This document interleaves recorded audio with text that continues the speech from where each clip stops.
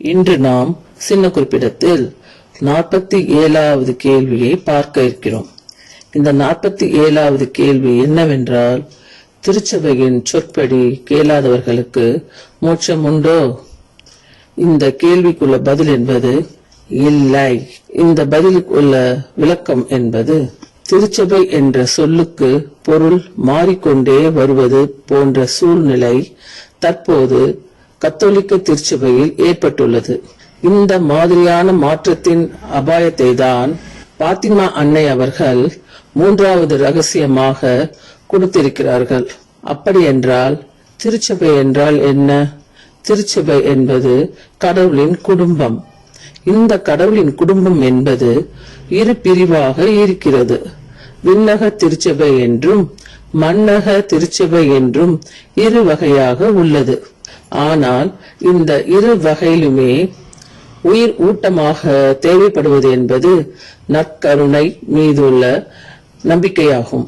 நற்கருணையை நம்பாதவர்கள் CCC 1129 படி மீட்பு பெற மாட்டார்கள் என்று நாம் இப்பொழுது நம்ப வேண்டும். ஏனெனில் நற்கருணையை நம்பாதவர்கள் என்ன சொல்கிறார்கள்? வளமை நற்செய்தியை நம்புகிறார்களா, சிலுவை நற்செய்தியை நம்புகிறார்களா என்று பார்க்க வேண்டும். அதாவது வாயால் என்ன சொல்கிறார்கள் என்று பார்க்கக்கூடாது, உள்ளத்தால் என்ன சொல்கிறார்கள் என்பதை அவர்களின் செயல் மூலம் தெரிந்து கொள்ள வேண்டும். ஒருவர் வளமை நற்செய்தியை நம்பும் காரணத்தால் நற்கருணையை நம்பவில்லை என்ற பொழுது அவருடைய அந்த செயல் என்ன வெளிப்படுத்துகிறது என்றால், யோவான் 5:40 படி வாழ்வை பெற வேண்டும் என்ற நாட்டம் அவர் மனதில் இல்லை என்பது தெரிய வருகிறது.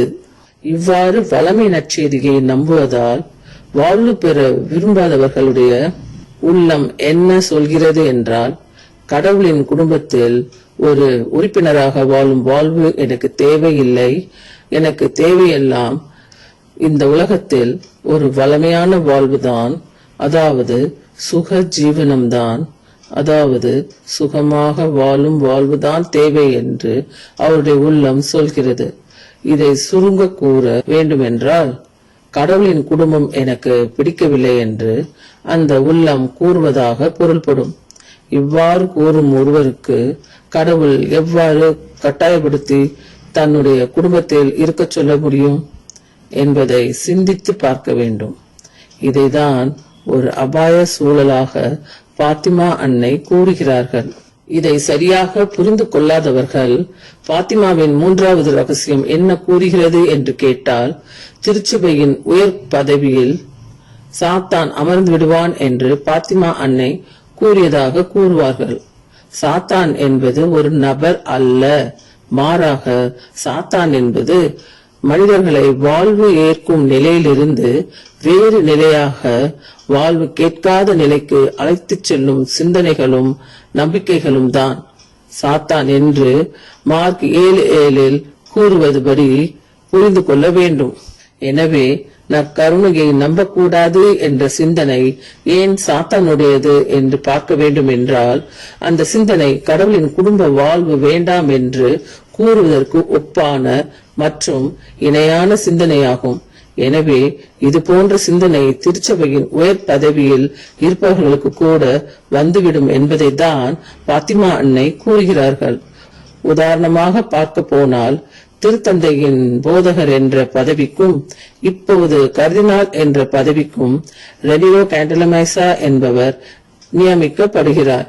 இவர் யார் என்றால், வளமை நற்செய்தியை நம்புவதால் நற்கருணையை நம்பாத ஒரு பெந்தகோஸ்து பாஸ்டரிடம் தூய ஆவியானவர் மிக வல்லமையோடு செயல்படுகிறார் என்று நம்பி அந்த வல்லமை நற்கருணையை நம்பும் திருச்சபையிடம் இல்லை என்பதை வெளிப்படுத்த அந்த நற்கருணையை நம்பாத பாஸ்டரிடம், அதாவது தீய ஆவியின் ஆசீர்வாதம் பெற்று அதன் பின் தன்னையே தீய ஆவியால் அபிஷேகம் செய்யப்பட்டவர் என்று பிரகடனம் செய்து கொண்டார். இவ்வாறு அவர் செய்த செயல் எதை வெளிப்படுத்துகிறது என்றால், அவருடைய உள்ளம் என்பது எனக்கு நற்கருணை மூலமாக கிடைக்கக்கூடிய வாழ்வு தேவையில்லை, மாறாக நற்கருணையை நம்பாதவர்களிடம் உள்ள சுக ஜீவனத்துக்கு, அதாவது வளமை வாழ்வுக்கு உதவும் அருங்கொடைகள் மட்டுமே எனக்கு இருந்தால் போதும் என்று அந்த உள்ளம் கடவுள் குடும்பத்தை விரும்பாததை அந்த செயல் மூலம் வெளிப்படுத்தியது. கருணையை நம்பாதீர்கள் என்று பெந்தகோஸ்து பாஸ்டர்கள் போதிப்பது கடவுளை நம்பாதீர்கள் என்று போதிப்பதாகும். இப்படி போதிப்பதை விட மிக பெரிய தவறு இவ்வுலகில் இல்லை. எனவே அவர்கள் தூய ஆவிக்கு எதிரான பாவம் செய்கிறவர்கள் ஆவார்கள். இவ்வாறு நற்கருணை ஆண்டவர் என்ற இயேசுவுக்கு எதிராக செயல்பட்டவரிடம் ஆசீர் பெறுவது என்பது கடவுளுடைய எதிரியிடம் இருந்து வரம் எதிர்பார்க்கும் செயலாகும். அதாவது, என்னை தண்டனிட்டு வணங்கினால் இந்த உலகத்தையே உங்களுக்கு தருகிறேன் என்று சாத்தான் ஆண்டவர் இயேசுவிடம் கூறிய பொழுது, ஆண்டவர் இயேசு அந்த சாத்தானை தண்டனிட்டு வணங்கினால்தான் தூய ஆவியானவர் இயேசுவை ஆசீர்வதிப்பார் என்று நம்புவது போல், இந்த ரெனிரோ கேண்டிலமைசா நற்கருணை ஆண்டவருக்கு எதிரான பாஸ்டரிடம் ஆசீர் பெற்றால்தான் தனக்கு தூய ஆவியானவர் அருங்குடைகளை கொடுப்பார் என்று துர்மாதிரித்தனமாக நம்பினார். இது போன்ற நம்பிக்கை என்பது சாத்தானுக்கு மிகவும் தேவைப்படும் நம்பிக்கையாகும். இப்படி சாத்தானுக்கு தேவைப்படும் வளமை நற்செய்தி நம்பிக்கை உடையவர் திருத்தந்தைக்கு போதிக்கும் பதவியில் அமர்கிறார். அதோடு இல்லாமல் தனது நம்பிக்கையை மற்ற கத்தோலிக்கருக்கும் பரவ செய்ய அருங்கொடை இயக்கம் என்று பெந்தகோஸ்து சபை 1952 தொடங்கிய இயக்கத்தை திருச்சபையிலும் தொடங்கி விடுகிறார். இது புலிக்காரத்தை கொடுக்கும் விஷக்காரமாக சிறுக சிறுக வளர்ந்து இன்று விஸ்வரூபம் எடுத்து ஏற குறைய 80% மேல் கத்தோலிக்கர்கள் இந்த இயக்கத்தை சேர்ந்தவர்களாக இருக்கிறார்கள். மீதம் உள்ள 20% உள்ளவர்களும் இந்த அபாயத்தை உணராதவர்களாகத்தான் இருக்கிறார்கள். இப்படிப்பட்ட சூழலில் திருச்சபை என்ற சொல்லுக்கு பொருள் என்ன என்று வரையறை செய்வது மிகவும் கடினம். ஏனென்றால் கத்தோலிக்க சபையில் உள்ளவர்களில் 80% நபர்கள் நற்கருணையை ஆண்டவர் இயேசு என்று நம்பினாலும் நற்கருணைக்கு எதிராக வளமை நற்செய்தியை நம்பி செயல்பட்டதால் தான் தூய ஆவியின் கொடைகள் கிடைக்கும் என்று பெந்தகோஸ்து சபை கடவுளின் குடும்பம் இல்லை என்று கூறுவதையும் ஏற்றுக்கொள்ளும் வளமை நற்செய்தி நம்பிக்கையான பெந்தகோஸ்து நம்பிக்கை உடையவர்களாக இருக்கிறார்கள். இவர்கள் கூடி முடிவெடுத்து திருச்சபை என்ற பெயரில் போதித்தால் அது திருச்சபையின் முடிவு அல்ல. எனவே இந்த சூழ்நிலையில் ஒருவர் என்ன செய்ய வேண்டும் என்பது கேட்கப்பட்டிருக்கும் கேள்வியின் பொருள் அல்ல. அதாவது, கத்தோலிக்க திருச்சபையை வரையறை செய்யும் பொழுது இந்த 80% நபர்கள் திருச்சபைக்குள் வரமாட்டார்கள். நற்கருணையை நம்புவோர் மட்டுமே தான் திருச்சபை ஆவார்கள். ஏனெனில் 80% நபர்கள் ரெனிரோ கேண்டிலமைசாவை போல் கடவுளின் குடும்பத்தில் சேர விரும்பாதவர்கள் ஆவார்கள். எனவேதான் கடவுளின் குடும்பத்தில் சேர விரும்பும் அந்த 20% நபர்கள் மட்டும்தான் திருச்சபை ஆவார்கள். இந்த தூய்மையான நம்பிக்கை உடையவர்கள் தனியாக ஒன்று கூடி ஒரு முடிவை எடுத்துவிட்டால் அந்த முடிவு என்பது தூய ஆவியானவர் கொடுத்த முடிவாகும். இப்படித்தான் அனைத்து திருச்சங்கங்களிலும் முடிவு எடுக்கப்பட்டன. இதுவரை நடத்தப்பட்ட திருச்சங்கங்கள் காலத்தில் இன்று நிலவும் சூழல் நிலவியது இல்லை.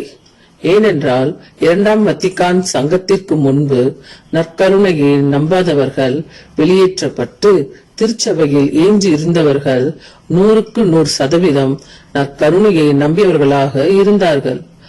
ஆனால் தற்போது 80% நற்கருணைக்கு எதிராக செயல்படுவது தவறு இல்லை என்று கூறுபவர்களாக இயேசுவிற்கே புகழ், அதாவது பிரேஸ் தி லார்ட் என்று கூறுபவர்களாக இருக்கிறார்கள். இதை குறித்து திருச்சபையிலும் எவரும் கவலைப்படுவதாகவும் தெரியவில்லை. அதனால் அடுத்த திருச்சங்கத்தின் முடிவு எப்படி இருக்கக்கூடும் என்பதை குறித்துதான் பாத்திமா அன்னை திருத்தந்தையர்களுக்கு எச்சரிக்கை செய்கிறார்கள். இருப்பினும் தற்போதைய 2ஆம் வத்திக்கான் சங்கம் என்பது அருங்கொடை இயக்கம் திருச்சபைக்குள் நுழைவதற்கு முன்பே துவங்கப்பட்டு விட்டதால் அதில் இடம்பெற்ற அனைவரும் நற்கருணையை நம்பியவர்கள் என்றே முடிவு எடுக்கலாம். அவ்வாறுதான் முடிவு எடுக்க வேண்டும்.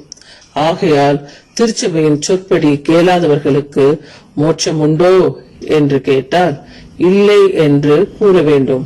இருக்கலாம் என்று தற்போது கூறப்படுகிறது என்பது அருங்குடை இயக்கம் நுழைவதற்கு உதவியாக இருப்பது மட்டும் அல்லாமல் திருச்சபை சொல்படி கேட்காவிட்டாலும் மோட்சம் கிடைக்கும் என்று கூறுவதாக பொருள்படும்.